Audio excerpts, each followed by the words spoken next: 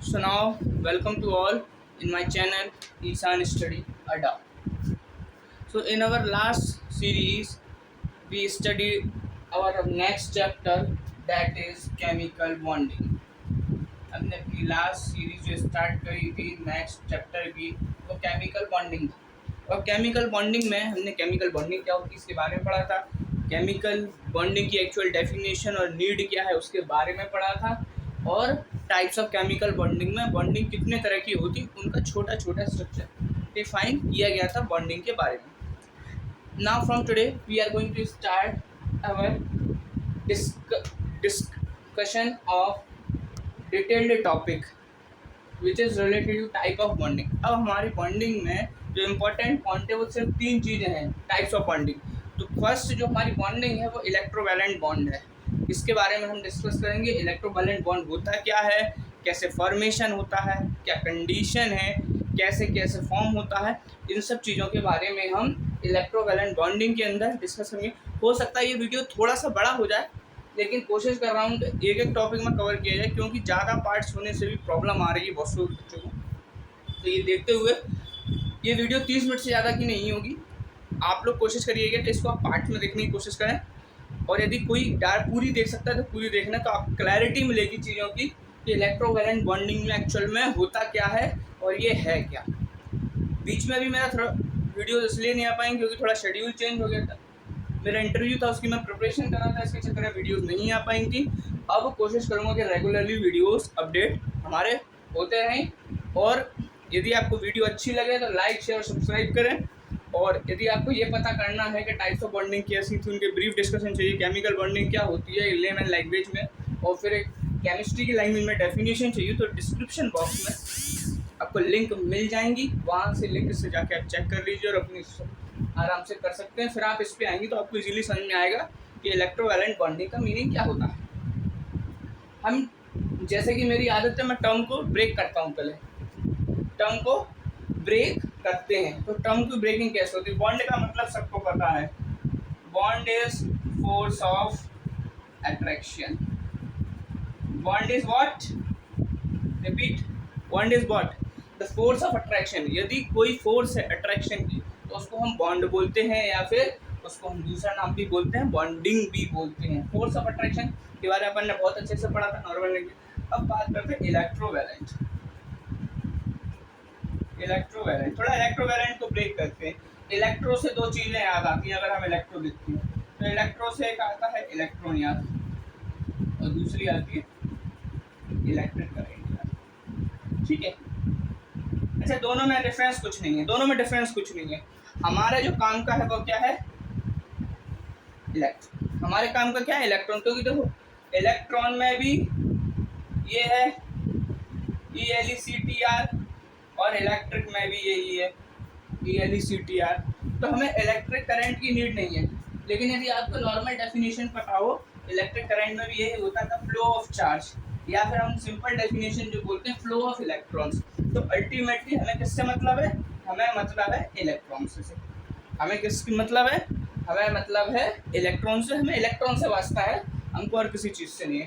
तो इलेक्ट्रो का मतलब है electron. What is the valent मतलब? वैलेंसी। वैलेंसी दैट मीन्स ये हमने अपने कन्वीनियंस के लिए, हमें अपने याद करने के लिए हमने ऐसे ड्राइव कर लिया इसको। ये इसके क्या होता है, कभी कभी अगर डेफिनेशन याद भी ना हो आपको, तो आप क्या कर सकते हो, यदि आपको कंसेप्ट का पता हुआ, परिवार में पता है, कैसे फॉर्मेशन हो रहा है इस बारे में पता है, तो अपनी लैंग्वेज में भी आंसर लिख सकते हो। कभी कभी आपके आंसर बुक के आंसर ज़्यादा अच्छे होते हैं, क्योंकि आपने बहुत सारी चीज़ें समझ कर डिस्क्राइब की है उसके अंदर। इसलिए मैं कहता हूँ हमेशा पहले चैप्टर को ब्रेक करो, चैप्टर के बाद टॉपिक को ब्रेक करो, टॉपिक के बाद डेफिनेशन समझो, तो समझ में अच्छे से आएगा, और फिर कोई भी चीज़ टफ नहीं लगेगी, सिंपल ही लगेगी। फिर आपको उसको याद करने की जरूरत नहीं पड़ेगी, उसको रिवाइज करने की नीड होगी बस। तो फोर्स ऑफ अट्रैक्शन पढ़ लिया, बॉन्ड के बाद इलेक्ट्रो माने इलेक्ट्रॉन, वैलेंट माने वैलेंसी, ऐसे हम याद कर सकते हैं। दैट मीन्स इलेक्ट्रॉन के ट्रांसफर से, इलेक्ट्रॉन के ट्रांसफर, हिंदी इंग्लिश दोनों यूज करें, इलेक्ट्रॉन के ट्रांसफर से जब वैलेंसी बन जाए उसको हम बोलेंगे क्या, इलेक्ट्रोवैलेंट। उसको हम क्या बोलेंगे, इलेक्ट्रोवैलेंट। क्यों बोलेंगे, अच्छा हमने इस टर्म को ऐसा क्यों बोला, हमने ऐसा क्यों बोला, इलेक्ट्रॉन के ट्रांसफर से वैलेंसी बन जाए। हमको पता है, हमने पिछली क्लासों में पढ़ा, मैं यहाँ भी पढ़ेंगे, हमने दो टर्म पढ़े हैं, एक होता है कैटाइन और दूसरा होता है एनाइन। हमने दोनों के बारे में पढ़ा है, लेकिन कैटाइन और एनाइन फॉर्म कैसे होता है हमने यही पढ़ा। सपोज कैटाइन में है सोडियम और एनाइन में है क्लोरीन आयन, इनके बारे में पढ़ेंगे, ये फॉर्म कैसे हुए। देखो सोडियम क्या है, पहले एक एलिमेंट है, बहुत डिटेल में बताया है कि एलिमेंट यानी एटम, या तो इसको एलिमेंट कहोगे या एटम कहोगे। तो हमने बहुत क्लासों में पढ़ा है एटम न्यूट्रल होता है। एटम कैसा होता है, न्यूट्रल होता है, इलेक्ट्रिकली न्यूट्रल होता है, उसमें हर चार्ज रहता है। ये एटम था, इसने क्या लूज किया, इसने एक इलेक्ट्रॉन लूज कर दिया। इसने क्या कर दिया, एक इलेक्ट्रॉन लूज कर दिया। जैसे इसने एक इलेक्ट्रॉन लूज कर दिया, ये कैसा बन गया, Na प्लस बन गया। ये क्या बन गया, Na प्लस। तो ये क्या कहलाएगा, ये कहलाएगा कैटाइन। तो इसमें देखो क्या हो रहा है, अल्टीमेटली क्या हो रहा है, इलेक्ट्रॉन का या तो लॉस हो रहा है या फिर इलेक्ट्रॉन का गेन हो रहा है। यहाँ क्या हो रहा है, लॉस ऑफ इलेक्ट्रॉन। यहाँ क्या हो रहा है, लॉस ऑफ इलेक्ट्रॉन। अब हम बात करते हैं दूसरी, क्लोरीन भी एक एटम है, ये भी न्यूट्रल है। इसने क्या किया, इलेक्ट्रॉन का गेन किया, इलेक्ट्रॉन का गेन किया, ये Cl माइनस बन गया। ये क्या बन गया, Cl माइनस। यहाँ पे क्या हुआ, ये भी एनाइन है, यहाँ पे क्या हुआ, गेन ऑफ इलेक्ट्रॉन। क्या हुआ, gain of electron. This is the gain of electron, इसमें इलेक्ट्रॉन का गेन हुआ। ठीक है, तो इलेक्ट्रॉन के ट्रांसफर से जब वैलेंसी बन जाए तो इलेक्ट्रोवैलेंट कहलाएगा। ट्रांसफर से कह सकते हो या फिर इसमें एक टर्म मौजूद हो, जब इलेक्ट्रॉन के ट्रांसफर या गेन और लॉस से जब वैलेंसी बन जाए तब वह इलेक्ट्रोवैलेंट कहलाएगा।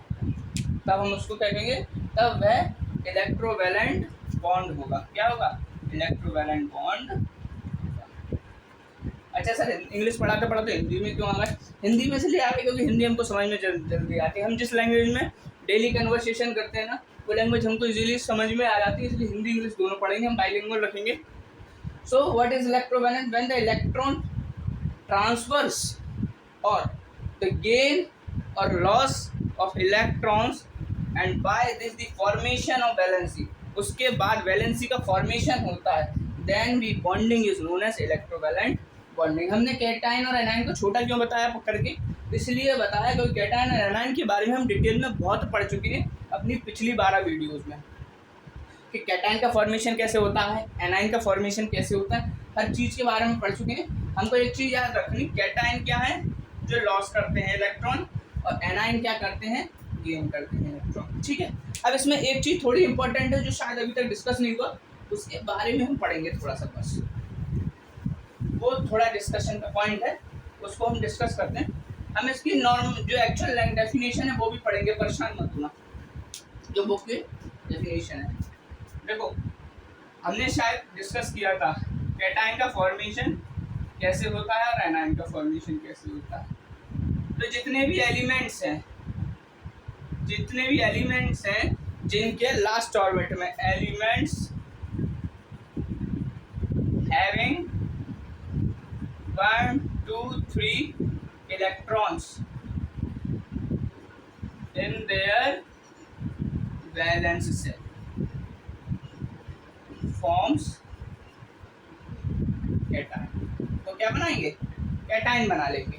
और एनाइन कौन से होंगे, एलिमेंट्स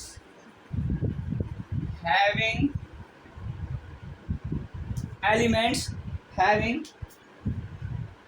5, 6, 7 electrons in their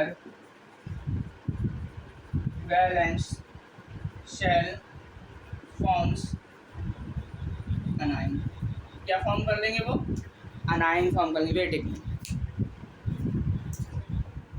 वो क्या फॉर्म कर लेंगे, वो अनाइन फॉर्मेशन कर लेंगे। ठीक है, तो ये कैटाइन बनेंगे और ये एनाइन बनेंगे। हमने बताया था कैटाइन को हम मेटल्स भी कहते हैं और एनाइन को हम नॉन मेटल्स भी कहते हैं।